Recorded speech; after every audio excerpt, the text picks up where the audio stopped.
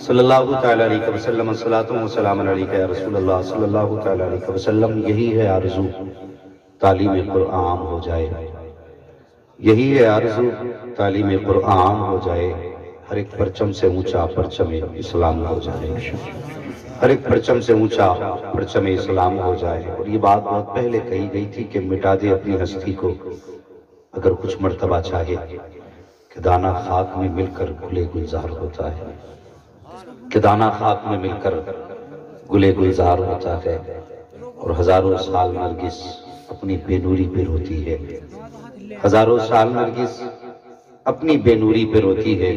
بڑی مشکل سے ہوتا ہے چمن میں دیدہ بر پیدا.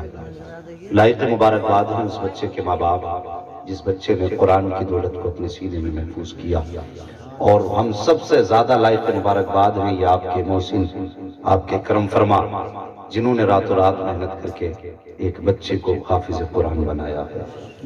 اور میں اکثر ایک بات قاری صاحب کہا کرتا ہوں, میں یہ بات اکثر کہتا ہوں اور اکثر تقریروں میں یہ بات سننے ملے گی کہ حق و حقدار رسد, جس کا جو حق و مفتی صاحب اسے وہ حق پہنچنا چاہیے. اور ہمارا معاشرہ بھی بڑا عجیب ہے, یہ انصافی ممبر سے لے کے نیچے تک کی گئی ہے. یہ صرف نیچے والوں کا کام نہیں, یہ اوپر بھی یہ ناانصافی کی گئی ہے. جو استاذ بچوں کو 5 سال تک محنت کر کے حافظ بناتا ہے, اس کا نہ تو اسٹیج پہ نام دکھائی دیتا ہے نہ اشتہار میں. ہاں, ہم 1 گھنٹے کے لیے آئے, کسی بھی اشتہار میں دیکھ لیں نا اتنا بڑا نام لوگ ڈال دیتے ہیں. ہم سے زیادہ عزت کے حقدار یہ ہیں, ہم سے زیادہ پیار ان سے کرو, ان سے ہم سے زیادہ پیار کرو. انہوں نے راتوں میں اٹھ کے آپ کے بچوں کو پڑھایا, انہوں نے راتوں میں جاگ جاگ کے آپ کے بچوں کو قرآن یاد کرایا. لیکن ہمارا مزاج کیا ہے, ہم چمکتے کو سلام کرتے ہیں. اور یار یہ چمک دمک کب تک, ایک دن تو سورج کو بھی زوال ہے. کیا تم نے چڑھتے سورج کو نہیں دیکھا؟ جب صبح ہوتی ہے تو روشنی اس کی دھیمی ہوتی ہے, دوپہر تک پورے شباب پہ ہوتا ہے, شام آتے آتے یہ بتا جاتا لوگوں میں بھی ہمیشہ کے لیے نہیں چمکتا, میرے بھی کچھ وقت ہے جس میں مجھے بھی چھپنا ہوتا ہے. تو یہ ہمارا جو مزاج ہے نا کہ جو چمکدار ہے اس کی عزت کرنا کافی ہے, نہیں جس کا جو حق ہے وہ اس کو دیا جائے. آج ہماری سوسائٹی کے اندر جو قرآن کا شوق ختم ہوتا جا رہا ہے, اس کی ایک وجہ ممبر پر خطبہ اور شعراء پر پیسوں کی بارش ہے. جو مفتی صاحب کے بلا یہ سچی بات ہے. اس کی وجہ یہ ہے کہ ہمارے ممبر پر جو پیسے لٹائے جاتے ہیں یا تو خطبہ پر یعنی تقریر والوں پر یا نعت والوں پر, آخر ہم نے قرآن والوں کا حصہ کہاں رکھا؟ رمضان میں 20,000 دے کر کے اس کی محنت کا ہم نے اس کو صلہ دے دیا, 50,000 دے کر کے ہم نے اس کی محنت کا حق ادا کر دیا. یہی حالات رہے تو ایک دن وہ آئے گا, بستی نہیں بلکہ کئی کئی گاؤں میں جا کر کے تلاش کرو گے تو کوئی ایک عالم نظر آئے گا. آج مدرسے میں بچے نے قدم رکھا, فوراً اس کا ذہن ہو جاتا ہے پیسے کس پہ زیادہ آتے ہیں, کہ پیسے شان عرب پہ زیادہ آتے ہیں. تو بھائی میں بھی شان عرب بنوں گا, کہ بھئی سب سے زیادہ نعرے کس کے لگتے ہیں, کہ بھئی حماد کے لگتے ہیں, وہ بھی حماد بنے. میں ایک بات کہتا ہوں, جیسے ہم محفلوں میں خطبہ کا سلیکشن کرتے ہیں, انتخاب کرتے ہیں, شعراء کا کرتے ہیں, ویسے ایک مشاق قاری کا بھی کیا, ایک مشاق قاری کا بھی انتخاب کیا کریں, اور اس کو بھی اسی شان کے ساتھ سنا جائے جس طرح قرآن, جس طرح خطیب کے خطاب کو سنا جاتا ہے, نعت خواں کے نعت خوانی کو سنا جاتا ہے, اسی طرح سے حافظ قرآن کی تلاوت سنو. اگر پیسے لینے کا حق شعراء کا ہے, پیسے لینے کا حق خطبہ کا ہے, تو اس سے زیادہ کئی حق پیسے لینے کا حق قرآن کے قاری کا ہے. اپنے بچوں کو قرآن کا قاری بنانا چاہتے ہو تو اگر کوئی قرآن کا تلاوت کرنے والا ہو, ہوتا کیا ہے ابتدا میں قرآن کی تلاوت کرائی جاتی ہے اور اس حال میں کرائی جاتی ہے, نہ سننے والا ہے نہ سنانے والا ہے, قرآن کی تلاوت ہو رہی ہے, بڑے بے دلی کے ساتھ قرآن پڑھا جا رہا ہے. ہاں صاحب, اگر محفلوں میں قرآن کا شوق پیدا کرنا چاہتے ہو تو ایک اچھے قاری کا انتخاب کرو جو مشاق بھی ہو, جس کے لہجے میں جادو ہو, جس کے انداز میں اثر ہو. جب وہ پڑھے تو ہوائیں تھم جائے, جب وہ پڑھے تو فرشتے, جب وہ پڑھے تو پرندے رک جائیں. ایسے قاری کا انتخاب کرو جب وہ قرآن پڑھے اس پہ پیسے لوٹاؤ. خدا کی قسم, اگر تیرا بیٹا قرآن قرآن پڑھنے والے کو دیکھے گا تو یہ بات میں سوچے گا کہ خطیب بننا ہے، یہ بات میں سوچے گا کہ شاعر بننا ہے، سب سے پہلے مدرسے کی طرف رخ کرے گا تو خیال یہ آئے گا خطیب بنوں نہ بنوں قرآن کا قاری پہلے بن کے دکھے ہے۔ سبحان اللہ، نعرہ تکبیر، نعرہ رسالت، مسلک اعلی حضرت، حضرت قرآن، نعرہ تکبیر، نعرہ رسالت۔ اس کا بھی خیال کرو، قرآن کے قاریوں کی عزت کرو، ان کی قدر کرو۔ ہم نے قرآن والوں کو صرف امامت تک محدود کر رکھا ہے۔ مزاج ہے ہمارا کہ حافظ جی بنائیں گے، اللہ کو کہیں نہ کہیں مسجد ملے گی، ٹائم تو کٹتا ہی رہے گا اللہ کا۔ یہ سوچ کے ہم نے بچوں کو پڑھایا؟ مجھے بتاؤ تو صحیح، ہم نے کتنی بڑی ذمہ داری مسجد کی دی۔ معذرت چاہتا ہوں، بڑے بڑے قابل لوگ ممبر شریف پر ہیں، نماز پڑھانا بڑا مشکل کام ہے۔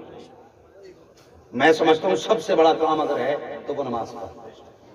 اور لیکن مسجد میں کچھ لوگ ایسے بھی انتظار میں بیٹھے رہے، امام صاحب کب گھر کو جائیں گے، میں مصلی پہ چڑھ جاؤں۔ یہ مزاج ہے لوگوں کے۔ کسی نے سرکار اعلیٰ حضرت امام احمد رضا خان فاضل بریلوی علیہ الرحمت و رضوان سے پوچھا، حضور آپ کو کتنا علم ہے؟ آپ نے فرمایا بس یوں سمجھ لو کہ اپنی نماز درست پڑھ لیتا ہوں۔ کتنا علم چاہیے نماز کے لیے؟ اعلیٰ حضرت جیسا شخص کہتا کہ بس میں اپنی نماز درست پڑھ لیتا ہوں۔ آج دیکھو وضو کے فرائض بھی یاد نہیں، مصلی پہ کھڑے ہو جاتے۔ ہاں، اور کتنی جگہوں پر ہماری اپنی میت کی عادت ہے، بولے کہ آج انگوٹھا ہل گیا امام کا، ایسا لگ رہا ہے جیسے انگوٹھا نہ کوہے تور ہل گیا ہو۔ پورے محلے میں کہتا انگوٹھا ہل گیا امام صاحب، تو نماز پڑھ رہا تھا کہ امام کا انگوٹھا ہی دیکھ دیا تھا؟ تو سوچو تو صحیح،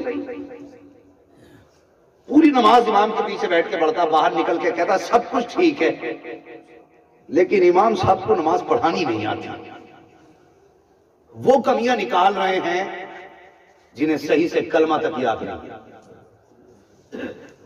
یہ قیامت کی نشانیوں میں سے ایک نشانی ہے، جب بے علم لوگ فتوے دینے لگے تو سمجھو قیامت سر پہ آ گئی ہے۔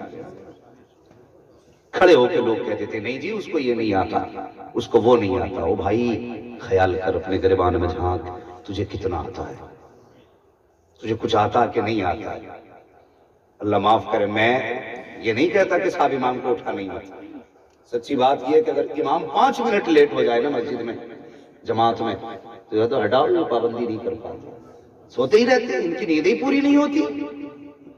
کیوں؟ تو جو اپنے بیٹے کو لحاف اڑا کے آیا اس پہ نماز فرض نہیں تھی؟ اس کے اوپر جو اونی چادر ڈال کے آیا اس پہ فرض نہیں تھی؟ ہمارا مزاج ہے کہ ہم بس تنقید کرنے کے عادی ہو گئے۔ وہ کہتے مولوی بہت آتے ہیں، معاشرہ سدھر نہیں رہا، تو اس سے تیرا بیٹا نہیں سدھر رہا، ہم سے تو خاص سدھر جائے گا۔ اپنے معاشرے کو آپ دیکھیے، جو لوگ معاشرے میں باوقار کہے جاتے ہیں وہ اپنے بچے کو اچھے انگلش میڈیم میں بھیجتے پڑھنے کے لیے، جہاں کی فیسیں بھی 7-7 ہزار روپے منتھلی ہے۔